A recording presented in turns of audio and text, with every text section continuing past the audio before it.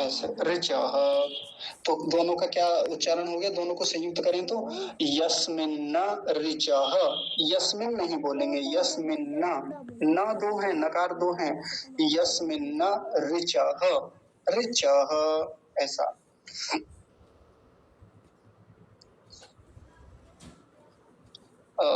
मुझे तनिक एक चीज में डाउट है, बस थोड़ी सी प्रतीक्षा कीजिए, मैं एक बार देख लेता हूँ।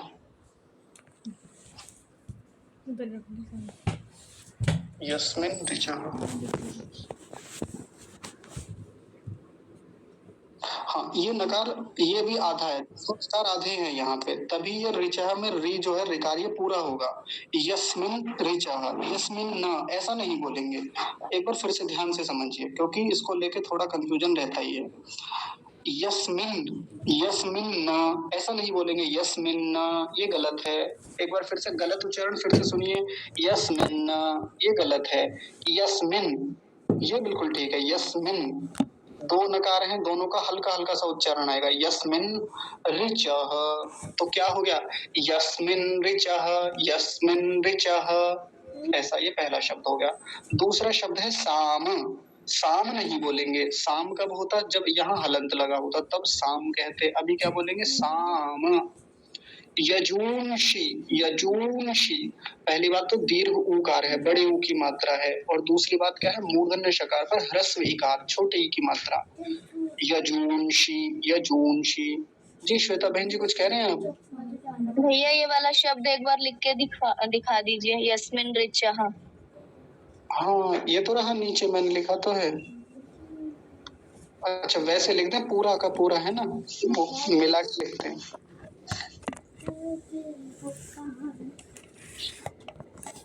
अब पूरा क्या लिखना, बिल्कुल जैसे लिखा है वो ऐसे ही लिखा जाएगा, संयुक्त करके लिखेंगे तो उसको मिलाएंगे। ये रिकार जो है पूरा है, आप ध्यान रखिए, आधा नहीं है ये री जो है। हाँ नकार दोनों आधे हैं, तब जाके वो ऐसा बना, यस्मिन ऋचः।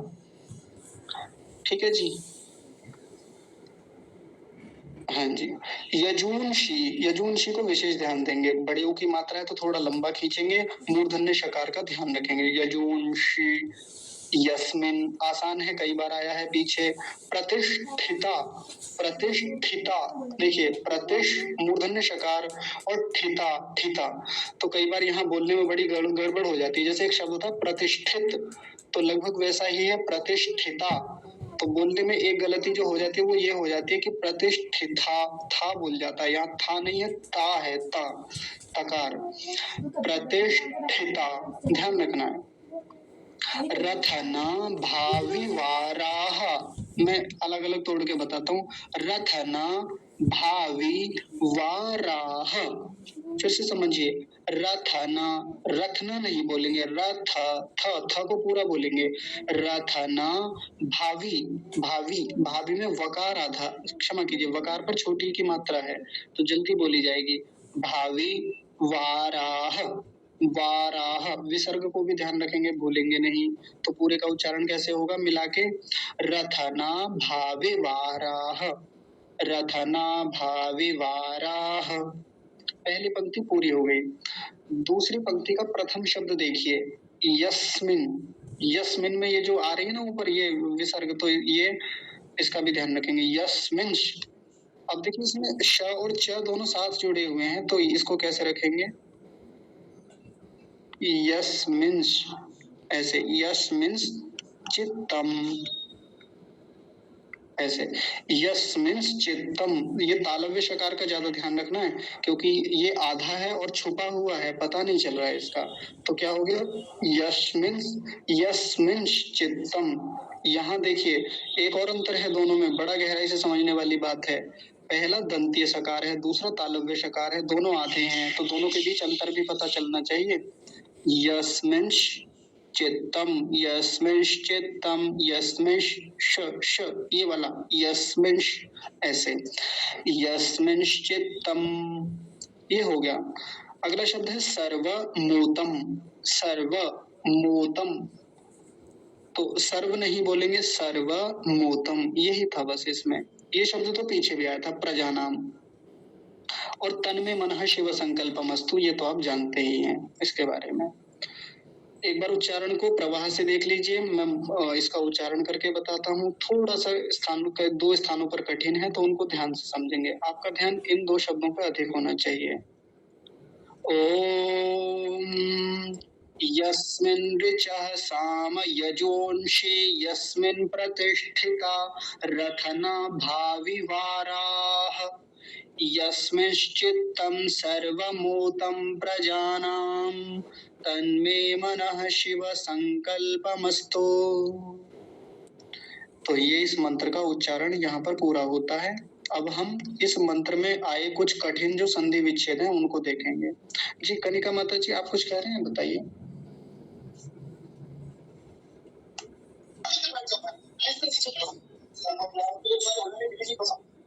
कनिका माता,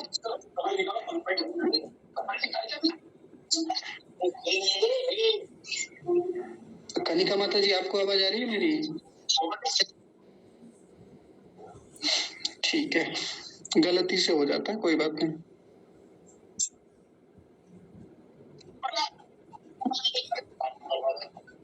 कई बार कक्षा में जुड़ तो जाते हैं लोग, लेकिन ध्यान पता नहीं कहाँ रहता है। ठीक है जी, देखिए सबसे पहला शब्द है यस्मिन और ऋचः। इसमें दोनों को अलग करेंगे।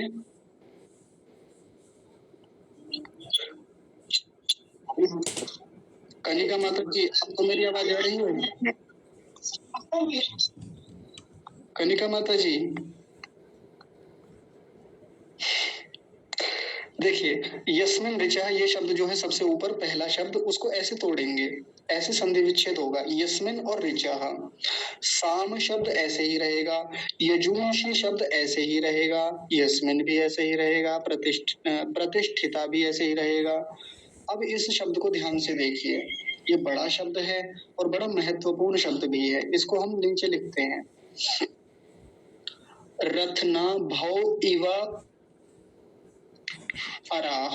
देखिए एक, या मैं केवल दो लिख देता हूँ, इसमें से आसान हो जाएगा। रथना भाविव,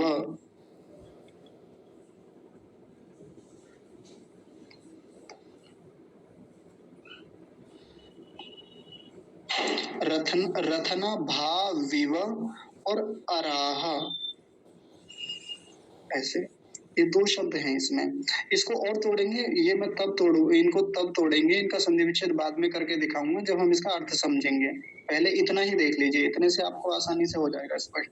रथना भाविव और अराह, और ये वाला शब्द तो आसान है, यस्मिन और चित्तम जुड़े हुए हैं इसमें, यस्मिन जमा चित्तम, आसान है। सर्वमूतम को देखिए, इसमें एक शब्द है सर्वम और एक है ऊतम। मैं इधर लिखता हूं, देखिए सर्वम जमा ऊतम।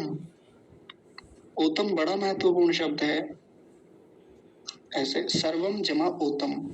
प्रजनम ऐसे ही रहेगा, और आगे का आपको पता ही है, तत् में मनः शिव संकल्पम अस्तु। जी अनिता माता जी, कुछ कह रहे हैं आप? आचार्य जी, इसमें श शायद भूल गए हैं ना, यस्मिन में?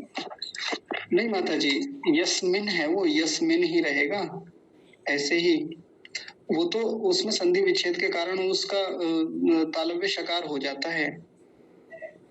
देखिए यस्मिन ही है उसमें, यस्मिन और चित्तम, ऐसे, ठीक है।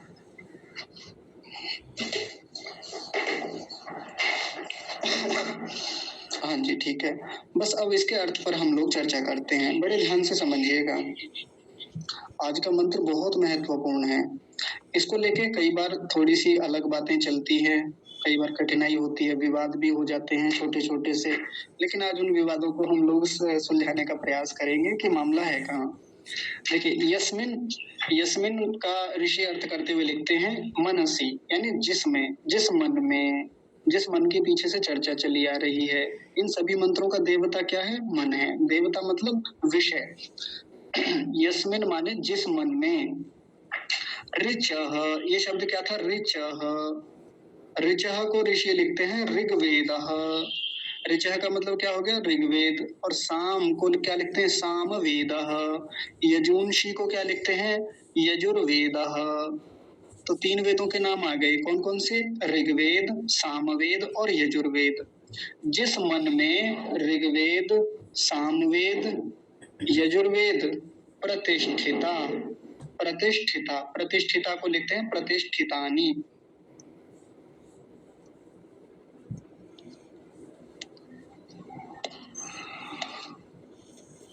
कनिका माता जी आप कुछ पूछ रहे हैं? बता दीजिए। चलिए पहले आप ही बताइए।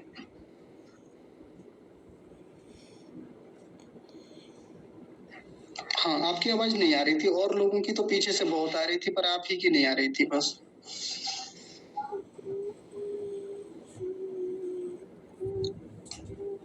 चलिए देखिए, प्रतिष्ठिता का मतलब होता है स्थित रहते हैं। जी जी ठीक है माता जी, आ गया समझ में। तो प्रतिष्ठिता का मतलब होता है स्थित रहते हैं, विद्यमान होते हैं। फिर से समझिए, यस्मिन माने जिस मन में, ऋचः माने ऋग्वेद, साम माने सामवेद, यजुंशी माने यजुर्वेद, और प्रतिष्ठिता माने स्थित रहते हैं, अच्छी प्रकार से विद्यमान रहते हैं, उपस्थित रहते हैं। ये इसका अर्थ हो गया इतने का। एक वाक्य पूरा हो गया। एक शब्द आया यस्मिन, है ना? इस यस्मिन के बारे में ऋषि लिखते हैं कि जिसमें अथर्ववेद भी रहता है। यहाँ कहने को केवल 3 वेदों के नाम आए, साफ साफ जो हमें दिख रहे हैं। कौन कौन से? एक तो ऋग्वेद, एक सामवेद और एक यजुर्वेद। अथर्ववेद का तो नाम ही नहीं है। तो ये जो यस्मिन शब्द है ना, इस यस्मिन शब्द से यहाँ अथर्ववेद का ग्रहण किया जाएगा। एक तो यस्मिन तो पहले लगा दिया, और उस यस्मिन के साथ ये 3 वेदों के नाम लिख दिए, ये वाले। लेकिन ये जो बाद में जो यस्मिन शब्द लिखा, इसका सीधा सा तात्पर्य ऋषि लिखते हैं कि जिसमें अथर्ववेद भी प्रतिष्ठित रहता है। तो बस एक सीधा सा अर्थ निकल के आ गया कि जिस मन में चारों वेद प्रतिष्ठित रहते हैं, इतना सा था ये मामला बस, है ना? अब इसी पंक्ति का एक शब्द और बचा। देखिए बड़ा आसान है। एक शब्द जो मैंने आपको लिख के दिखाया था, मैं आपको इसको फिर से लिख के दिखाता हूँ। रथना भा विव। इसका और संधि विच्छेद किया जाए तो कैसे बनेगा? रथना भावौ, रथना भौ। हाँ, रथना भौ, भौ। मेरी आवाज आ रही है? मेरी आवाज आ रही है? मैत्री बहन आप कुछ पूछ रहे हैं?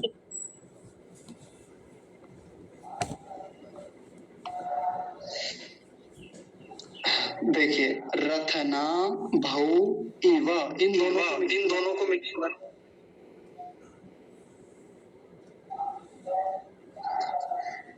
भाई ऐसे कैसे काम चलेगा?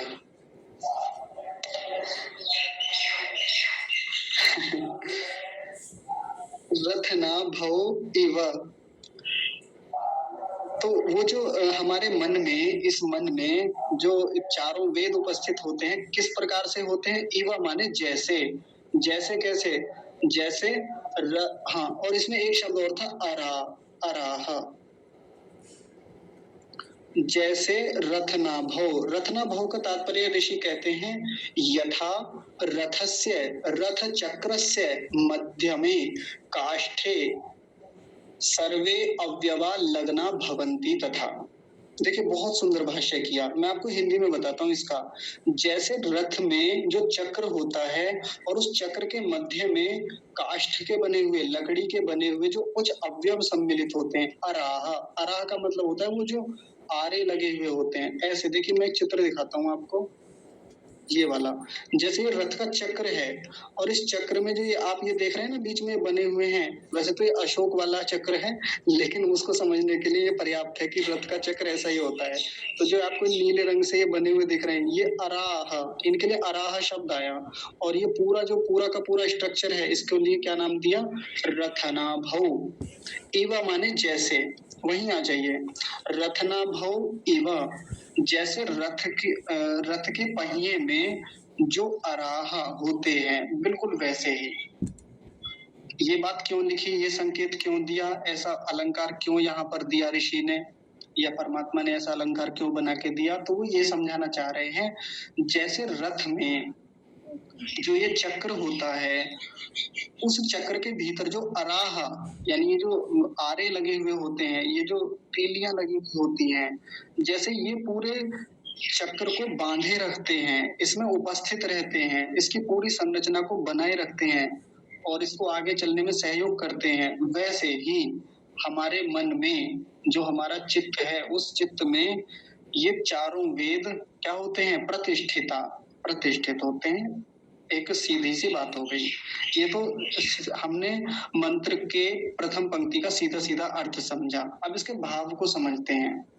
अब किसी के मन में ये प्रश्न आ सकता है कि क्या सबके मन में ये वेद उपस्थित होते हैं? हमारे मन में तो नहीं है वेद, हमने तो पहली बार ही सुना वेद के बारे में, या जिस व्यक्ति ने आज तक वेद देखा ही नहीं, तो उनको कैसे कहेंगे? तब तो ये मंत्र गलत सिद्ध हो जाएगा। ये पहली बात तो बिल्कुल झूठी लग रही है। सबके मन में कहाँ वेद उपस्थित होते हैं, लेकिन होते हैं।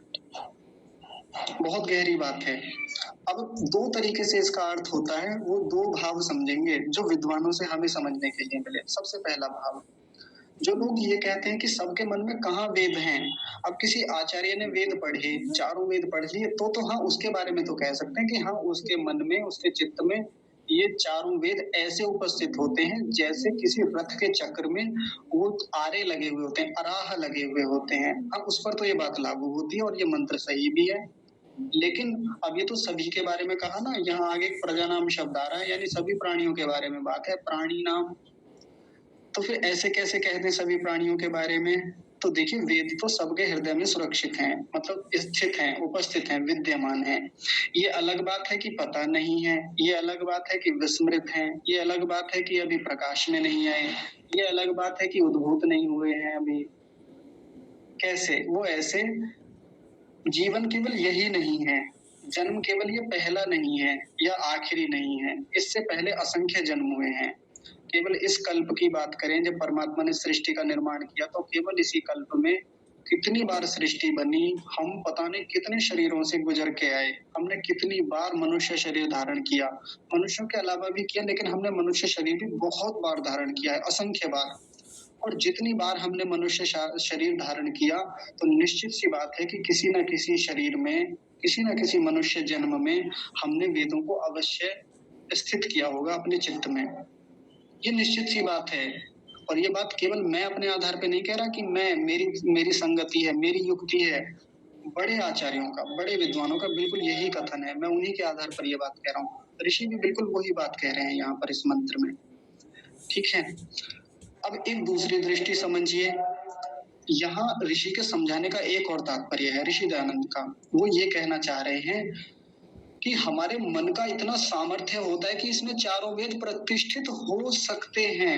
एक तो होते हैं, है ना, है पहले से विद्यमान। एक दूसरा जो सेंस निकाला उन्होंने, वो ये कहते हैं कि इस मन में चारों वेद सुरक्षित हो सकते हैं। जैसे सत्यार्थ प्रकाश की भूमिका में ऋषि दयानंद एक बात लिखते हैं, यद्यपि मनुष्य का आत्मा सत्य का जानने हारा है।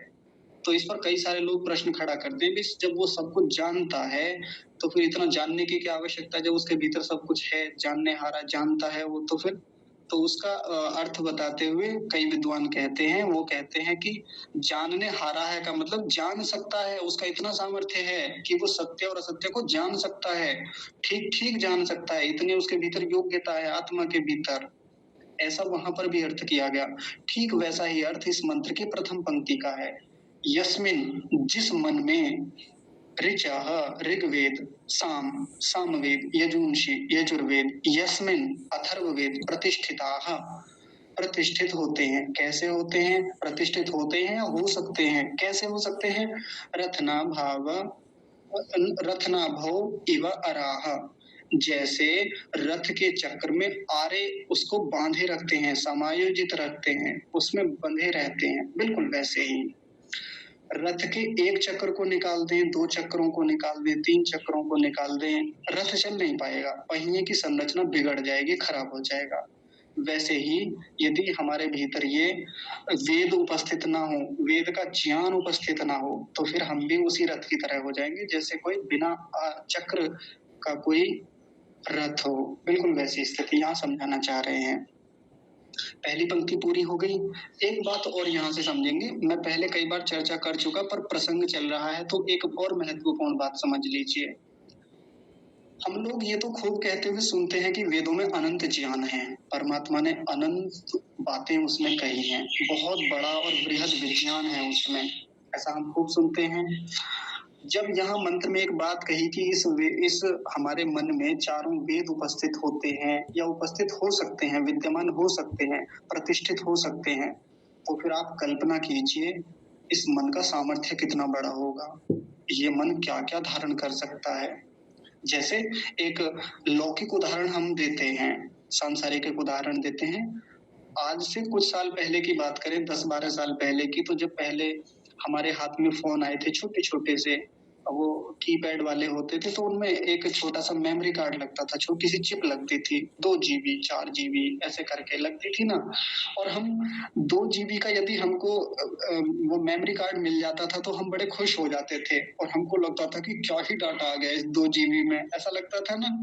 और हम उसमें बहुत सारे गाने भर लेते थे, कई बार 4-5 वीडियो भी आ जाती थी उसमें, 4-5 वीडियो में भी बड़े खुश होते थे, उनको बार बार प्ले कर करके देखते थे, पॉज किया, प्ले किया और बैक करके देखते थे, बड़ा आनंद आता था। उस उतने में केवल 2 GB हमको स्टोरेज मिलता था उतने में, और बाई चांस 4 GB का मिल जाए, 8 GB का, 32 64, अरे फिर तो पूछिए मत।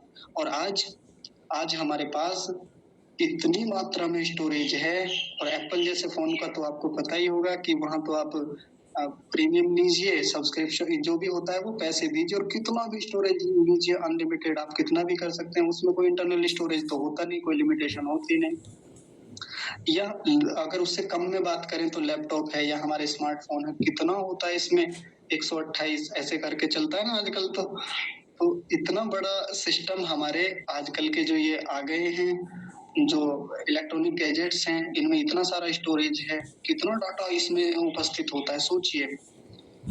आप केवल आप ही के फोन में जिसमें 128 GB इंटरनल मेमोरी हो, उसमें कितना डाटा लगता है, कितना आ जाता है, कितनी सारी चीजें हम भर लेते हैं।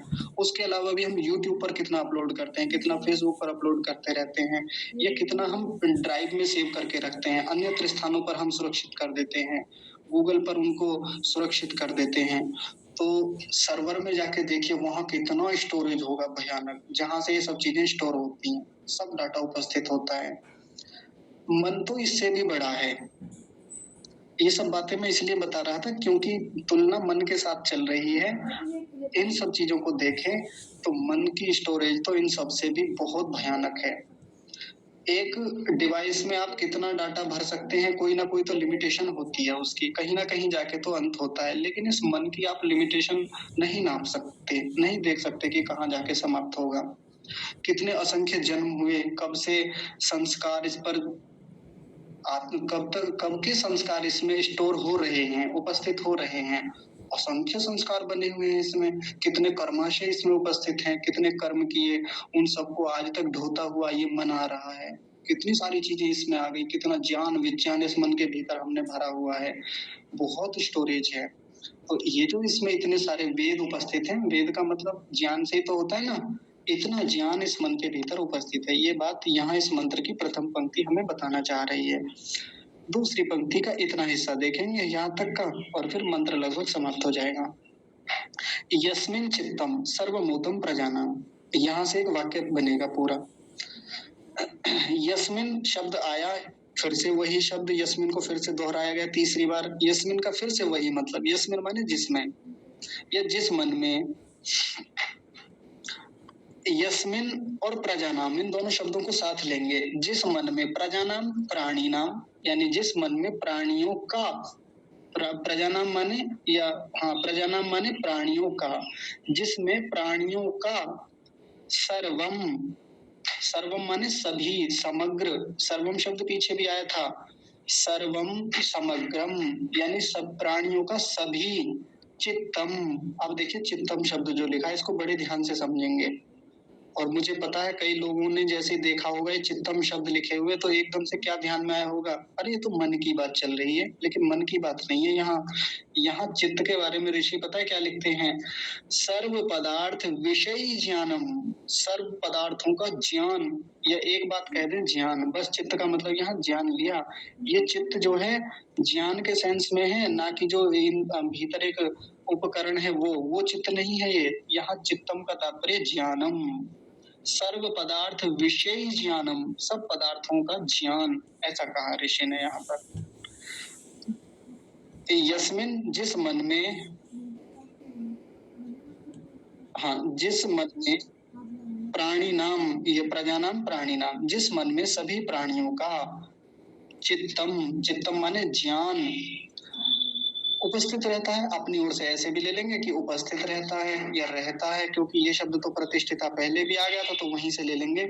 जिस मन में सभी प्राणियों का चित्तम यानी ज्ञान उपस्थित रहता है, कैसे रहता है, तो ओतम, मैंने यहाँ बताया था ना सर्वम जमा ओतम, तो ये ओतम शब्द को और ध्यान से समझेंगे। ओतम पता है क्या होता है? ओतम के बारे में ऋषि लिखते हैं संस्कृत में, वो कहते हैं सूत्र मणि नाम, क्षमा कीजिए तनिक रुकिए, बस थोड़ा सा देखना है एक बार। हाँ मणिगणा, मैं थोड़ा सा गलत बोल गया, इसको मणिगणा बोला ऋषि ने इसके बारे में। क्या कह रहे हैं? सूत्रे मणिगणा इव प्रोतम, ऐसा कहते हैं इसको। तो सब प्राणियों के मन में ज्ञान कैसे उपस्थित होता है? जैसे एक माला में मणि उपस्थित रहते हैं, बिल्कुल वैसे ही। देखिए मैं एक चित्र दिखाता हूँ, ये आप एक माला देख रहे हैं स्फटिक की माला, हालांकि आजकल तो ये वो छोटे छोटे से वो मोती जैसे आते हैं ना, उनकी बना देते हैं। तो इस माला में आप बहुत सारे मोती देख रहे हैं, ये मणि कह सकते हैं इनको। ये बहुत सारे बीज जैसे दिखाई दे रहे हैं, ये क्या है? मणि है। और इनके भीतर से एक सफेद रंग का ये सूत्र जा रहा है। सूत्र मतलब धागा, संस्कृत में इसे सूत्र बोला जाता है। सूत्र मतलब इसको जो बांध के रखे हुए है, ऐसे करके जा रहा है ना ये वाला, ऐसे। तो जैसे ये माला जो है, ये जो सूत्र है, इस पूरी, ये सभी मणियों को बांधे हुए है, इनको इकट्ठा किए हुए है, इनको संरक्षित किए हुए है, समायोजित किए हुए है। वैसे ही इस मन में भी सभी प्राणियों का चित्तम ज्ञान उपस्थित रहता है, प्रतिष्ठित रहता है। ये यहाँ पर एक अलंकार दिया, समझाने का प्रयास किया। तो देखिए जैसे एक माला होती है, एक तो उदाहरण पीछे रथ के जो चक्र है उसका उन्होंने उदाहरण देते हुए मन को समझाया, और इस बार एक माला का उदाहरण दिया, यानी एक जो माला में मणि होते हैं, सूत्र होता है, उनका उदाहरण दिया। जैसे वो सूत्र में मणि उपस्थित हो, उस माला में जो मणि, वो जो मन के उपस्थित होते हैं, वैसे ही सभी प्राणियों के मन में ये ज्ञान उपस्थित रहता है। अब एक चीज सोचिए, एक माला में से मणियों को ही निकालते हैं, मतलब उसमें जो मन के बने हुए हैं, उसमें जो वो छोटे छोटे से बीज हैं, उनको ही निकाल दिया जाए तो माला माला थोड़ी रह जाएगी। यही तात्पर्य यहाँ बताने का है कि इस मन में ज्ञान बिल्कुल वैसे ही समायोजित रहता है। अगर इस ज्ञान को ही हटा दिया जाए, इस मन को ही हटा दिया जाए, तो फिर क्या ही बचता है? ये मन सूत्र की तरह होता है, और इसमें जो ज्ञान उपस्थित है वो मनकों की तरह है। ये मन सूत्रों की तरह उस ज्ञान को बांधे रहता है। ज्ञान को हटा दीजिए कुछ नहीं बचेगा, मन को हटा दीजिए कुछ नहीं बचेगा, ऐसे ज्ञान का कोई लाभ नहीं रहेगा। तो ये मंत्र हमें बताना चाहता है। अब देखिए हमेशा की तरह ये जो पंक्ति है एक अलग अर्थ लेके आती है, मतलब होता तो वही है लेकिन कुछ विशेष अर्थ लेके आती है ये पंक्ति। तत् में मनः शिव संकल्पम अस्तु। तत् माने वह क्या, ऊपर जो मन है, जिस मन के बारे में बात चल रही है, ऐसा मेरा मन है ना, शिव संकल्पम अस्तु, शिव संकल्प वाला हो।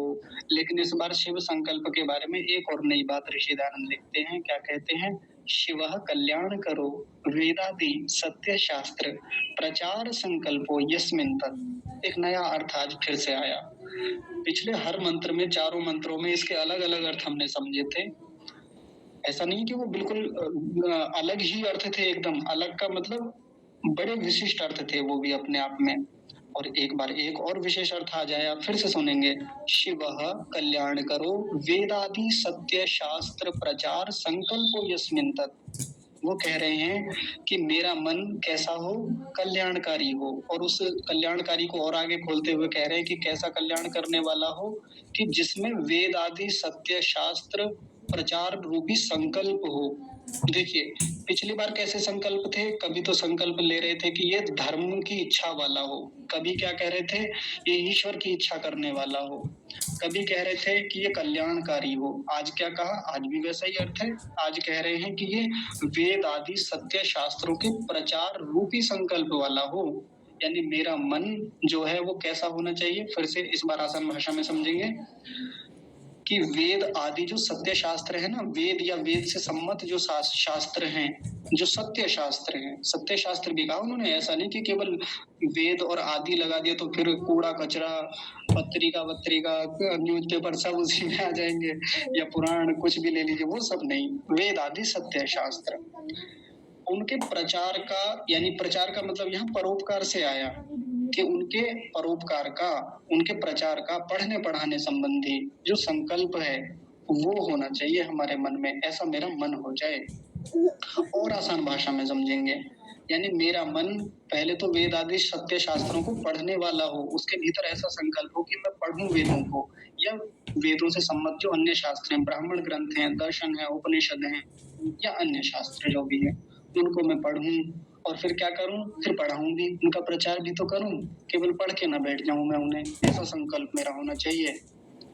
आजकल अपने लोगों का संकल्प ये बड़ा कमजोर दिखता है, ऐसा शिव संकल्प नहीं होता हमारा। हमारे सामने जब शास्त्र की बात होती है, वेद और विशेषकर वेद जैसे शास्त्रों की, तो हमको डर लगता है कि कैसे पढ़ेंगे, संस्कृत में है, नहीं पढ़ा जाएगा, अब कोई उम्र थोड़ी रह गई पढ़ने की, अब तो जी दिमाग में नहीं आता, अब तो याद नहीं रहता जी। ऐसे करके हम लोग निरुत्साहित रहते हैं। वो उत्साह, वो संकल्प नहीं दिखता जीवन में। सबके लिए नहीं कह रहा, आप लोग कक्षा में कम से कम इस समय उपस्थित हैं, और वो भी वेद मंत्रों की कक्षा में, तो मैं मानता हूँ आप सब लोगों का सच में बहुत बड़ा संकल्प है। मैं अपनी कक्षा में इस समय जितने उपस्थित हैं, 33 लोग हैं इस समय उपस्थित कक्षा में, तो आपका सच में शिव शिव संकल्प है, आसान नहीं होता। नहीं तो एक दिन मैंने एक बात कही थी कक्षा में कि मैंने और भी वेद की बहुत सारी कक्षाएं देखी हैं जो नींद की दवाई का काम करती हैं, बहुत बढ़िया नींद आती है उन कक्षाओं में। क्यों? क्योंकि रुचि नहीं है, हमारी कई बार रुचि नहीं होती, कई बार पढ़ाने वाले की शैली वैसी नहीं होती कि वो रुचि पैदा कर सके। हाँ, सच में देखा है, 4 लोग, 3 लोग, 5 लोग, और उसमें भी निद्रा निकालते लोग, ऐसी स्थितियां होती हैं। तो वेद के प्रति संकल्प नहीं है हमारे मन में। या वेद छोड़िए, वेद के अलावा और कोई शास्त्र ले लीजिए, जो भी वेद सम्मत शास्त्र हैं। दर्शन की बात ले लीजिए, यदि कल से ही हम दर्शन पढ़ना शुरू करें तो कितने लोग होते हैं? 8, 10, ज्यादा से ज्यादा 20 लोग होंगे। और यदि वहीं कोई और किसी अन्य रोचक विषय पे कक्षा रख लें तो फिर देख लो सैकड़ों सैकड़ों लोग हो जाते हैं जी वहां पे। तो कम से कम हमारा संकल्प कैसा हो? हमारा संकल्प वेद आदि सत्य शास्त्रों के प्रचार रूप संकल्प वाला हो, कि हम उनका खूब प्रचार करें। और प्रचार करने से पहले तो पढ़ना ही होता है ना। प्रचार कैसे थोड़ी किया जाता है कि बस निकल गए हम और सीधा प्रचार करना शुरू कर दिया। उससे पहले पढ़ा जाता है, फिर पढ़ाया जाता है। ऐसा संकल्प हम लोग करें। इतने दिन से वेद के मंत्र ही तो चल रहे थे, पिछले लगभग 4-5 महीनों से वेद के मंत्रों की ही चर्चा चल रही है। और मैं कम से कम ये विश्वास के साथ कह सकता हूँ कि कक्षा में लगभग 30-35 जन जितने भी हैं, सबका ये संकल्प तो बहुत अच्छा है, कम से कम अभी जितने लोग उपस्थित हैं इनका।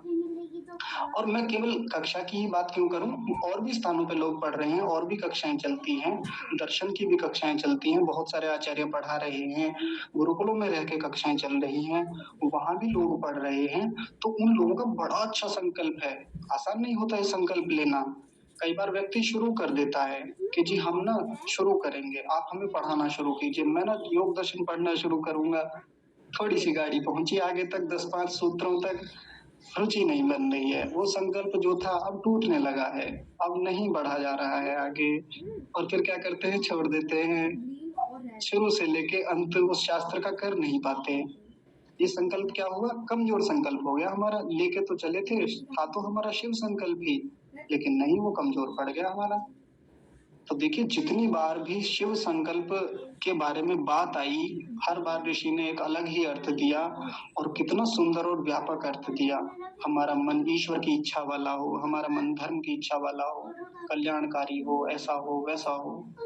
तो इस शिव संकल्प को हम लोग हर बार विशेष रूप से समझेंगे और जीवन में धारण करने का प्रयास करेंगे। मेरा तात्पर्य कक्षा में आने का उद्देश्य या इन सब की व्याख्या करने का उद्देश्य ये बिल्कुल नहीं होता कि मैं आपको रटा दूं, समझा दूं, कंठस्थ करा दूं, बिल्कुल नहीं। मैं तो यहाँ तक कहता हूँ भले ही कंठस्थ मत कीजिए, मैं कल को आपसे पूछने लगूं कि ओतम का अर्थ बताइए, प्रतिष्ठा का अर्थ बताइए, भले ही आप ना बता पाए कोई बात नहीं, कोई चिंता नहीं, मुझे कोई दुख नहीं होगा। मुझे मेरी ऊर्जा जितनी खर्च होती है उसकी कोई चिंता नहीं होगी कि कोई खर्च हो गई, इतनी लग गई। लेकिन अगर ये चीजें आपके जीवन का हिस्सा बन गई, ये चीजें आपके जीवन में दिखने लगी, आनंद आ जाएगा फिर। और ऐसा करते भी हैं, बहुत सारे लोगों का देखा मैंने ऐसा, तो सार्थक हो जाएगा, आपका भी समय लगाना और मेरा भी। तो मंत्र हो गया एक बार, बस मोटा मोटा अर्थ इसका जल्दी जल्दी देख लेते हैं और फिर समाप्त करते हैं। यस्मिन माने जिस मन में, ऋचः ऋग्वेद, साम यानी सामवेद, यजुन। स्क्रीन ऑफ है, क्या बेटिया? स्क्रीन ऑफ है, आप मतलब मंत्र नहीं दिख रहे हैं? नहीं दिख रहा है? नहीं नहीं से कुछ चालू है हाँ दिख रहा है। आपने फिर से ज्वाइन कीजिए, फिर से जुड़िए। मंत्र तो दिख रहा है। हाँ जी, उनकी ओर शायद कुछ समस्या, मंत्र दिख रहा है। हाँ जी मैं ध्यान रखता हूँ। हाँ जी मैं भी ध्यान रखता हूँ, इसलिए दूसरे फोन इसीलिए रखा जाता है कि सब चीजें सही चल रही है, मेरी आवाज पहुंच रही है या नहीं पहुंच रही, उसमें वो होता है। नहीं दिख रहा। अच्छा चालू है नहीं दिख, अभी भी नहीं दिख रहा। अब ठीक है। हाँ ठीक है चलो। हाँ कई बार ये होता है कि ऐसे जूम इन जूम आउट करने पे हो जाता है, वो मैंने देखा ऐसा कई बार।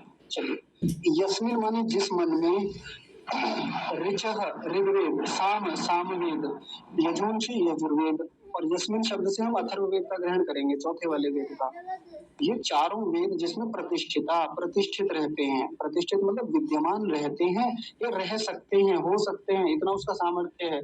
और कैसे होते हैं तो उसके लिए एक उपमा दी, एक उदाहरण दिया, दृष्टांत दिया। कैसे? रत्नाभव मतलब जैसे रथ का चक्र होता है और उसमें अराह, इवा माने जैसे, इवा शब्द था ना, जैसे रथ में जो चक्र होता है और उस चक्र के भीतर जो अराह तिल्लियां होती हैं, वो जो डंडे, काष्ठ के जो डंडे लगे हुए होते हैं, जैसे वो उपस्थित रहते हैं, बिल्कुल वैसे हमारे मन में इतना सामर्थ्य होता है। आगे कह रहे हैं यस्मिन चित्तम सर्वभूतम प्रजानाम। यस्मिन माने जिस मन में या जिसमें, प्रजानाम प्राणियों का, चित्त सर्वम माने सभी, चित्तम माने ज्ञान, ओतम या ज्ञान उपस्थित होता है। चित्तम का मतलब यहाँ ज्ञान उपस्थित होता है, एक साथ ही पूरा वाक्य बन जाएगा। और कैसे? तो जैसे ओतम होता है, ओतम को क्या बताया था? जैसे माला में मणियां होती हैं, जैसे माला में मणियां पिरोई हुई होती हैं, बिल्कुल वैसे ही। तत् में मना, ऐसा मेरा मन कैसा हो जाए? वेद आदि सत्य शास्त्रों के प्रचार रूप संकल्प वाला ऐसा मेरा मन हो जाए कि ये खूब वेद आदि सत्य शास्त्रों को पढ़ने वाला हो और फिर पढ़ाने वाला भी हो, ऐसा मेरा संकल्प बने। ये इस मंत्र का यहाँ पर तात्पर्य पूरा होता है। यदि किसी को कुछ पूछना है तो आप बताइए।